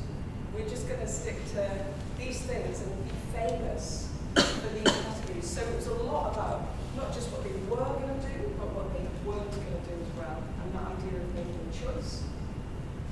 And then what they found is they are continuing to be the world's most successful retailer. They just published their annual results last week. And they attribute their strategic choices to their business success. So, I mean, really what I'm trying to get across is a lot of the work that you do in the SWOT then feeds into the choices that you make about which bits of the business to go after. And being choiceful helps you then win and focus. So you get a high level of expertise, and then you get famous for something, and then the business grows. It's that simple. It's a bit like the Kung Fu Panda example, where it's really easy for me to share these slides with you, and I'm really fascinated by the Indian schools of business success. But it's a lot harder to do because what underlies the big strategic choices is then the detailed business plan that delivers the results. The final thing I wanted to talk about, and I appreciate I am going a little bit faster through this stuff because we've had a pretty active morning and I'm sure you're looking forward to a break and some lunch, was to talk about corporate social responsibility and to put that in the context of how you frame your business and brand strategy. So, I mean, this quote is so true, right? A brand is no longer what we tell customers, it's what they tell each other it is. So back to the point on reputation. Fundamentally, because of how social media now works, and because of our involvement in the decisions that we make more and more, and are less interested in what the experts are saying, it's so important for your reputation that your consumers, your customers, the industry, telling each other good things about business. Does anybody know who this guy is? Yeah. So this is Paul Polman. He was the CEO of Unilever and a massive champion of sustainability and famous throughout our industry anyway, and all the things he said about it. So one thing about CSR is what people are going to say about you. The other thing about CSR, which Paul's really eloquent on when he talks about this stuff, is the responsibility that big business in particular has, but frankly any business, the responsibility they have, given the state of the planet, the environment, the level of social concern that everybody has, and everybody has a responsibility to do. So as you craft your business strategy, one of the things you're going to do coming out of this program is to think about your business strategy. And it's clear that CSR should be a component part of it. So what would a CSR strategy look like? I've framed this in 3 simple buckets. So it's either how you do business, so just the way we do business, the what of what you're serving up, or strategic partnerships. So effectively, nothing directly to do with your business, but the alliance that you form, which gives you a social concern. So I had a look at some of your websites, and I was looking at the how you all do business. So, you know, things like how you conduct business from an organizational point of view. We champion women in the workplace, marginalized women, women coming back to work, whatever it is. So that's for the good, for the social good. All carbon footprint, you know, how we source things, how we deliver things, the how of the company can be your CSR strategy. The what, this is an example from B&G. So the ingredients in herbal essences are all chemicals, no parabens, no sulfates, so it's all good stuff in the bottle. All the strategic partnerships, and this is one of the campaigns that we put together in Boston. So you know the Like a Girl campaign that we run on Always and Whisper? You see Like a Girl? Anyone see Like a Girl? So Like a Girl, if I have time to shoot, because it's amazing and it always makes me cry. The premise of Like a Girl is it's about building girls' confidence. When girls go through puberty, the data says they have confidence indeed. They start questioning what it means to be like a girl, and the term like a girl, to run like a girl, becomes an insult. The whole campaign that Always was trying to run was to reverse that, to say, you know, how do you make like a girl something that's a good thing, and that people are proud to say, I am a girl, and this is what's great about me. As part of that program, so it's been a campaign globally. I mean, it's an amazing thing. Definitely have a look at it on YouTube if you get the chance after these sessions. But the campaign that we ran with A.S. Watson was around, obviously centered on building girls' confidence, but to say, when you buy a pack of Woolways at Watson's, we'll give a pack of Woolways to underprivileged girls. So these were some of the examples from China and Woolways. So effectively nothing about a sanitary pad, but you know, absolutely part of the brand identity and something really that we could make a difference on as that brand. So as you think about your business strategy, those are just some of the ideas for how CSR can play a part. And obviously, as you all know, as people in the world, this gives you a bigger purpose and a bigger contribution to make. I have a question for you. So you talk about the shampoo, or it's natural inside, but it's plastic. Yes. Plastic is very harmful for the environment. Yes. So this is something, so you need to put in one component. Of course, it's P&G, you can do something, for example, like shampoo or glass or like something that's more environment-friendly. Yes, it's such a good point. And again, I could talk about this for half an hour, but so you're absolutely right. Plastic waste is a huge concern for every single person living on the planet. Okay. P&G just formed what we call Alliance to End Plastic Waste, because what we've seen is that small initiatives, like if we change the plastic in our shampoo, or if we change some component of our plastic, Huge change. it doesn't transform the whole chain. So what we set up was this alliance involving the people who produce the plastic to start with, so Dow and Shell and the other companies, the people who use plastic like P&G, and then the people who deal with the waste. And what we've said is this initiative needs to be all of the stakeholders coming together and investing to fix this problem. So that's what we're pledging to do. And we really think we can do it with all of the stakeholders coming together. And we were serious about it. It's a big job.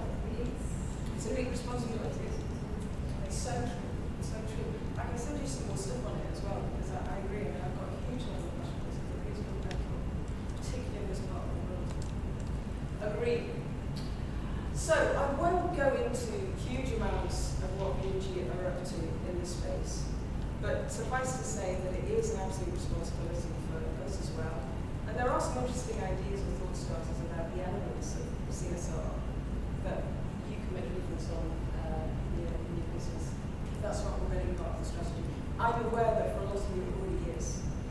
Sorry, I think a big challenge is that businesses have to back up whatever they're doing. Yes. And I've worked with a lot of brands who put purpose at the heart of their business and communicate it, and then it calls out on things. So I've been working with State Street, and they were looking to put the girl on Wall Street, Yes. talking about championing women, and then discovered 6 months later they were paying their female staff in the US, and it's costing a couple of $1 billion.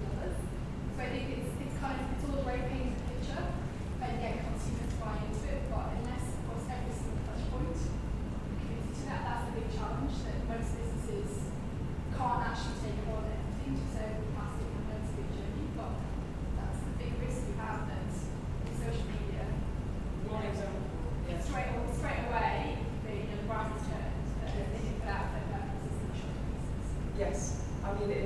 so true. It's great you've got Milan here, who is external relations, who has to deal with things like this all the time, because it's a great thing. So, first of all, you need to be able to back it up. Secondly, you know nothing is risk-free. But I do think it's still a responsibility to come out. Yeah. So, my husband works for Mondelez, and they have a very bad reputation in the UK because the big American company buying out Cadbury, which is cutting the ground. And they spent a lot of time not having a proactive strategy of talking to the press because they were worried about what people would say, but they got over it because they didn't have to. So you're right, you don't want to set yourself up as perfect, but you have to give it a go. If I may jump in here, Yeah. I have also long experience on this, and citizenship in general is not new to PNG. Not what we work in terms of events, sport, not sustainability at all. I have to admit though that we have been quite silent, especially in the area of environmental sustainability. Believe me that me sometimes I have been a little bit frustrated. I know the reasons, but for example, Unilever has been very vocal with the sample of Paul Coleman, especially when Paul moved from PNG to Nestlé and then to Unilever, about sustainability. And believe me, they are not doing more stuff than we do. And they don't have necessarily a culture of sustainability that is stronger than the one we are. And it's not about to talk that one, but what I want is to make the point, we have been quite quiet. What we have realized now is that, as Liz said, this is not free of risk. Okay? This is not right or wrong, but it's true that now more than ever, consumers, what we call customers, are demanding for companies and from every brand to do this. Okay? In our case, it's a double thing. It's also we feel a little bit on the it's a business opportunity, but we feel as well on the obligation because, of course, as a global corporation, we will be clearly on the spotlight. Okay? So, on one hand, you will argue, okay, guys, you are big, we will have more means and more capabilities and capacity to do that, fine.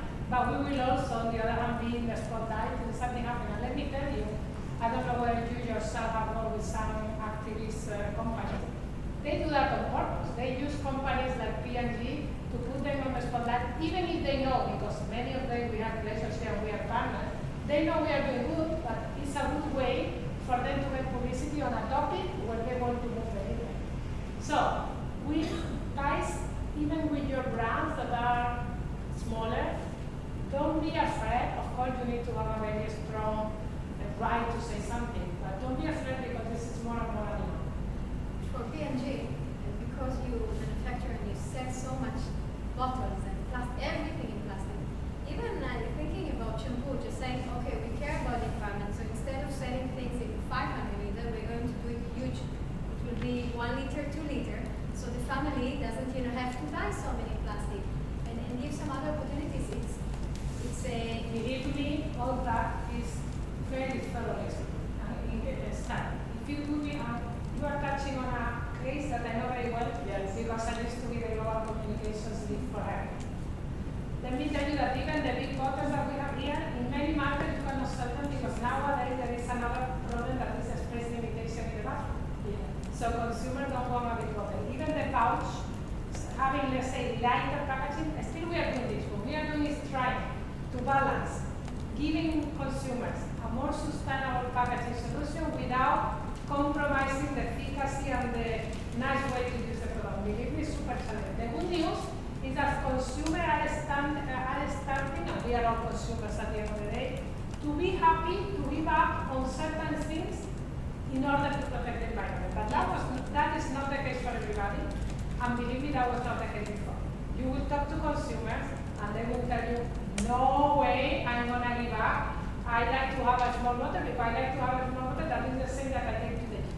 Or in my bathroom, I don't like to have big bottles. I know this is not the case in Asia, guys, and now we live here in Geneva. Even the shower gel, the biggest you find is 500 ml. You know what I mean?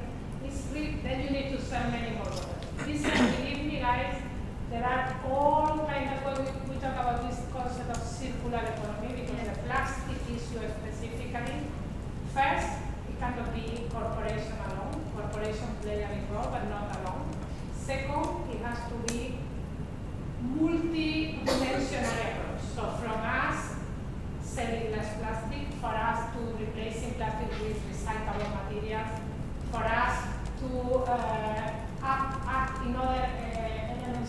supply chains, the energy, the water, sell product that needs less water, this is another solution. Then for us to help to educate consumer on how to take care for the environment, there are so many things to be done.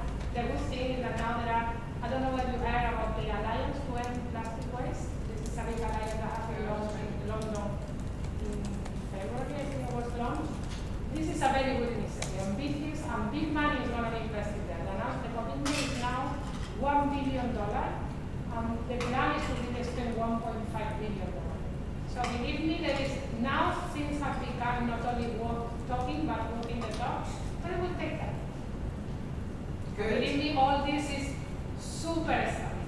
Good enough. I promise you guys. So definitely have a look at Ambition 2030 and our goals, and this is a huge topic, so it will be a subject for another session. The only other thought I'd leave you with on this topic is about a force for good and force for growth. So you need to do good, but you also need to grow your business. So ultimately, whatever you decide your CSR strategy is, it needs to fit with what you're trying to do with your business, unless you want to be a charity. So Procter & Gamble not a charity, so the stuff that we do is to be good, to play our role, to make sure that we absolutely out there with the right messages and taking the right action, and then also to grow the business.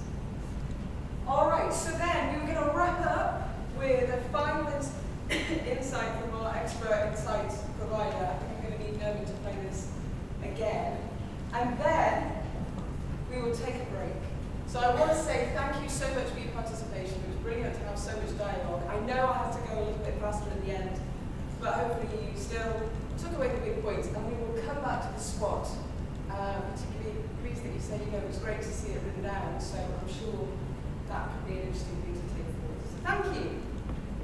And the idea of tying both sustainability and supply conversion together is quite important. Additionally, as I see the world changing around and more companies having a focus on sustainability, so I think women business owners have a major opportunity if they can bring to the table sustainable, diverse products and services that really meet two needs for companies as opposed to just one. I think transparency and governance is incredibly important. And as we are looking for companies that are not doing well and doing good in communities, I think it's very valuable for those same companies to continue the line of efforts down into the communities by also doing social good in their own communities or with the companies that they work with. I know that's challenging as a small company. Sometimes it may be a little bit more effort to try to figure out what that looks like. But any way that companies can really look beyond their walls and figure out how they can be engaged in the communities that they work in, I think is very, very valuable. Perfect. And with that, we close. There is a knowledge checking session, like questionnaire, that we can send just to check that the concepts that we discussed really meaningful and relevant for you. But we'll do that later. In the meantime, thank you again. Great to be here, and good luck with the rest of the program. Thank you. Thank you. So the knowledge check is just kidding. It's not. But we will send it to you as part of your learning process. Right? Now, before Liz leave us, we want to thank you, Liz, for all the time and the patience to give us all the knowledge. Small token of appreciation.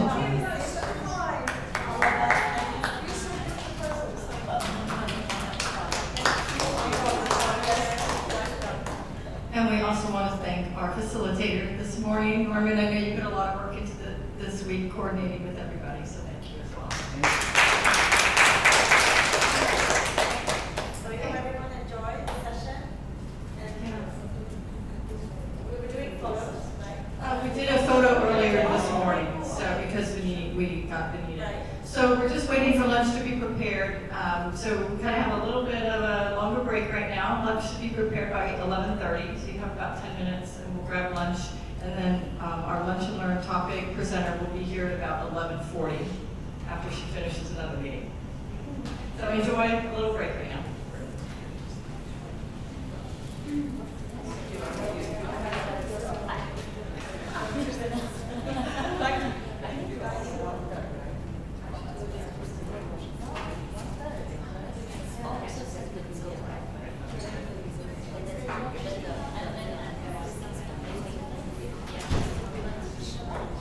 Right.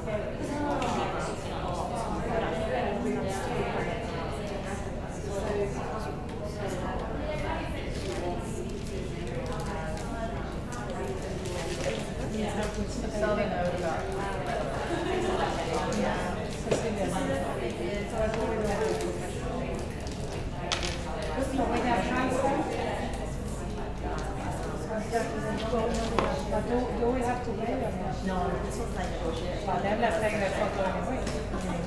No? Yeah, that's right. I'll get the I know that's right.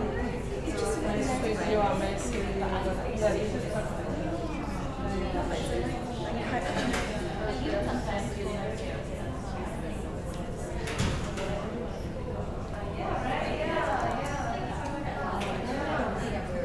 Yeah, the flower is it's not for TV, not for photo. That's an issue for TV. If you go to TV interviews, they will tell you not to work on it. Yeah. Because sometimes in TV they do Yeah, that's why I know it's so bad.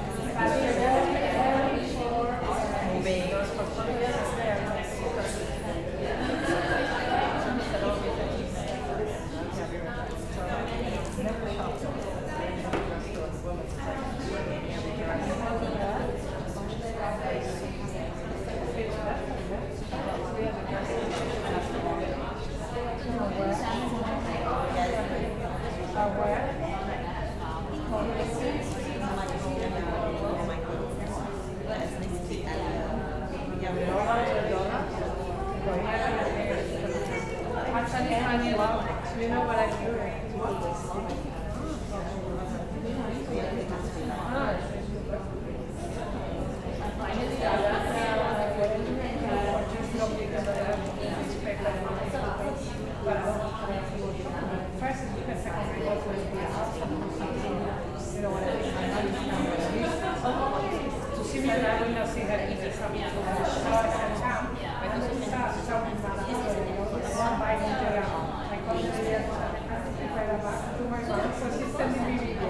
Because this way I don't need to go to the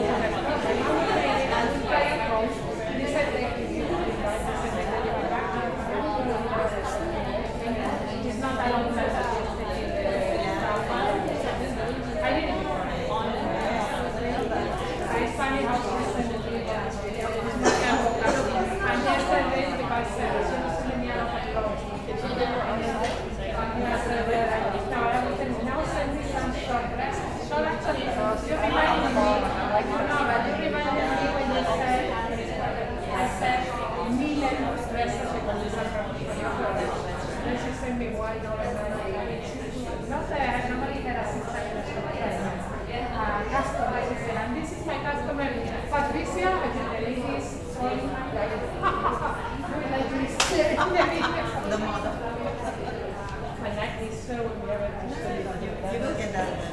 I think I'm gonna get it. She has a different color. The color is very I love the color, but I don't like to wear. It's a symmetry. It's a symmetry. It's nice. I can carry it on. Yeah, I think you can carry it. Yeah, it's like